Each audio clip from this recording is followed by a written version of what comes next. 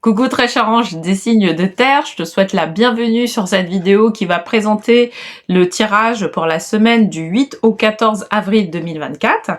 Et donc à cette occasion-là, comme d'habitude, si tu regardes ce tirage parce que ça correspond à ton signe solaire, je t'invite également à regarder les tirages qui correspondent à ton signe lunaire ou à ton ascendant pour que tu puisses faire une compilation de tout ce que les anges de l'abondance vont te communiquer cette semaine. Et si tu souhaites aller plus loin, avoir une guidance qui soit plus énergétique et qui soit personnalisée également, ou bien si tu souhaites être accompagné pour pouvoir retrouver ton abondance financière à l'aide des anges, je t'invite à te rendre sur le site alchimistequantique.com ou à regarder les liens qui se trouvent juste en bas de la vidéo. Et donc là, je vais tirer pour cette semaine une carte l'huile essentielle, donc qui va représenter une huile essentielle. Et derrière, il y aura une tendance qui sera associée. Donc, qu'est-ce qu'on nous dit pour les signes de terre pour cette semaine du 8 au 14? On nous parle de renoncer, ok? Donc, c'est l'huile essentielle de limette, ok? Bon, de toute façon, on va voir dans quelle mesure on nous parle de ça et on se retrouve pour le tirage de tarot. Bienvenue sur le tirage très cher signe de terre. Alors, j'avais tiré la carte de l'huile essentielle de limette et cette semaine, on nous incite à renoncer. Ok, bon. Et ben, on va voir de quelle mesure on nous dit ça cette semaine. Bon, alors cette semaine, je vais tirer... je vais faire le tirage avec les cartes divinatoires des maîtres ascensionnés. Et puis, je vais tirer une carte des vœux de nos anges pour avoir le message de fin. Alors, donc, pour la semaine du 8 au 14 avril, qu'est-ce qu'on nous dit, très cher signe de terre? Donc, on nous parle de Lady Nada. Mère, épouse, sœur, fille. Ok. Donc là, cette semaine, c'est un peu particulier. Parce que on nous parle d'une personne en particulier, d'accord?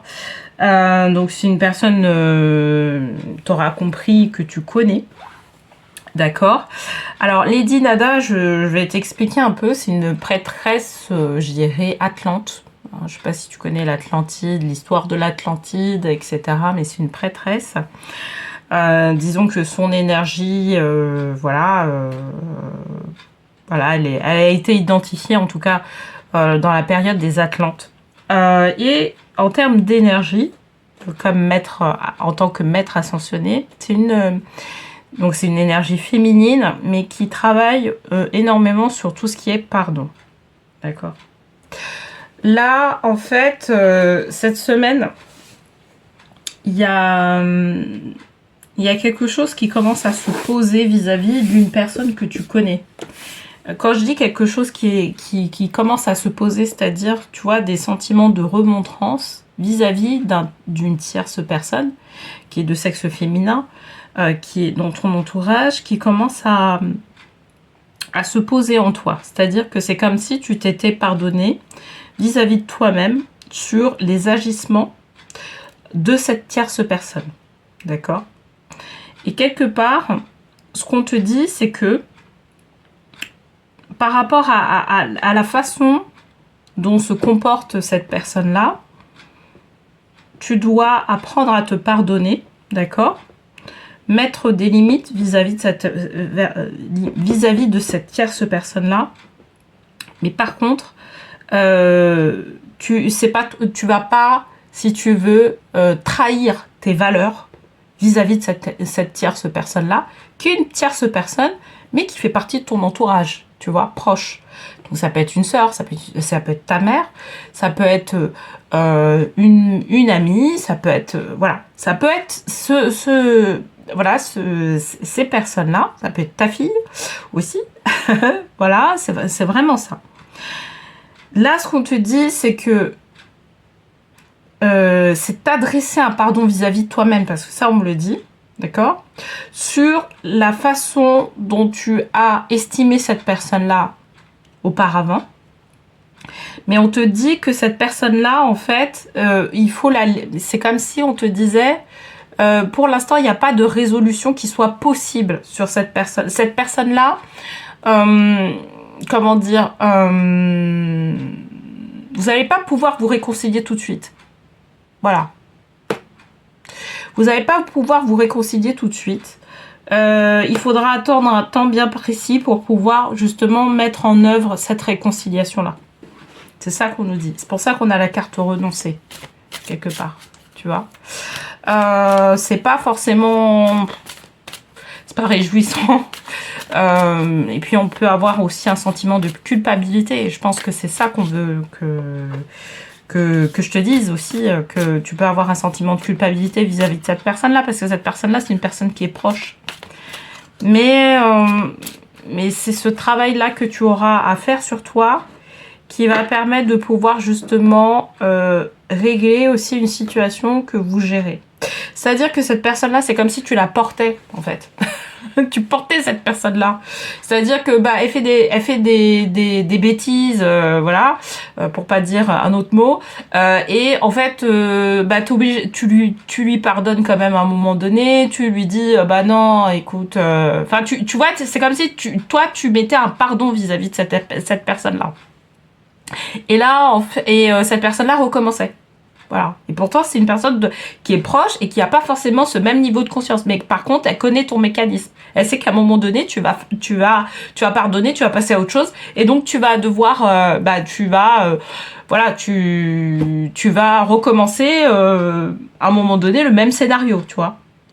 Et là, en fait, on te dit, non, là, la personne là, elle n'a pas pris conscience qu'elle faisait du mal ou elle faisait quelque chose qui n'allait pas. D'accord?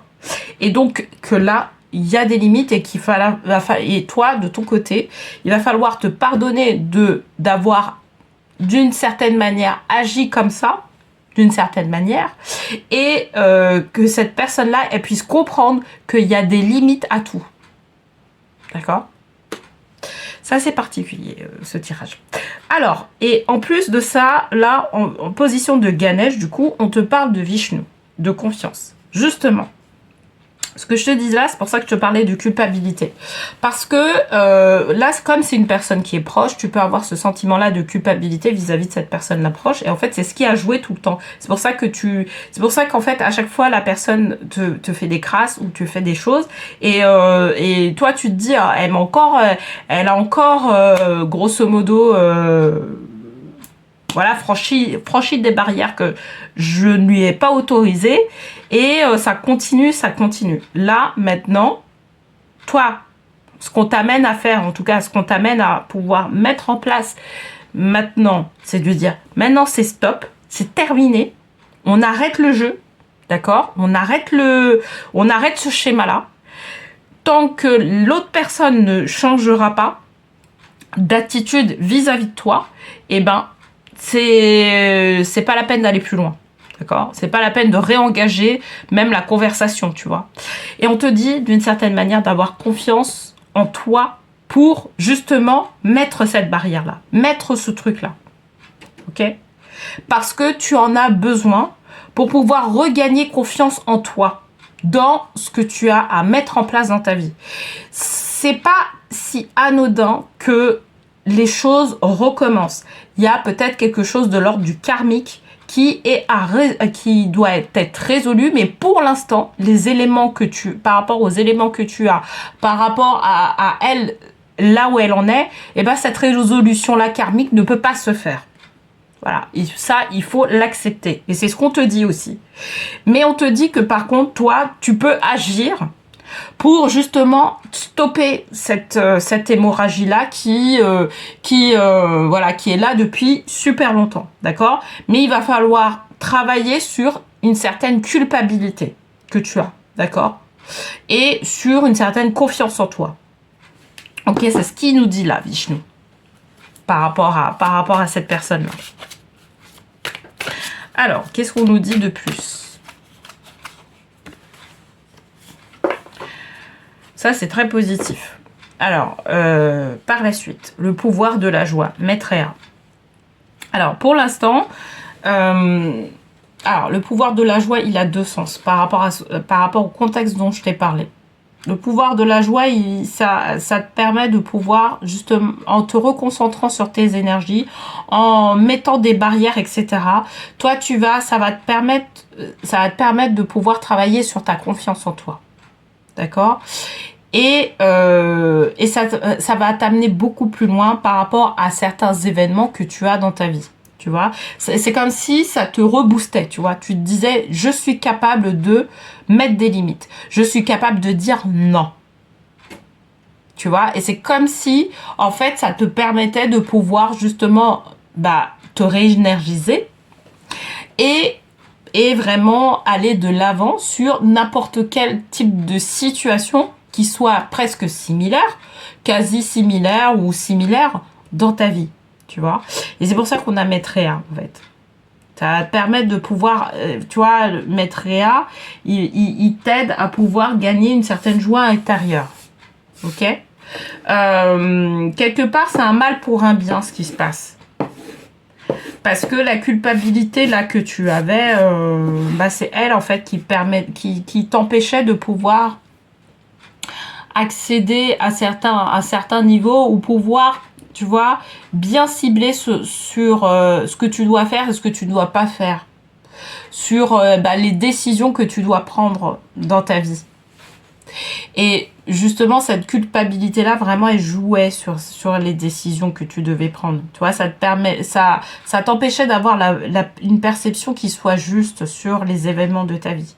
Mais au travers, en fait, cette histoire-là, tu vas voir que ça va te permettre de pouvoir gagner confiance en toi et avoir une meilleure perception par rapport aux événements que tu as dans ta vie. D'accord ? Donc, il y a ça.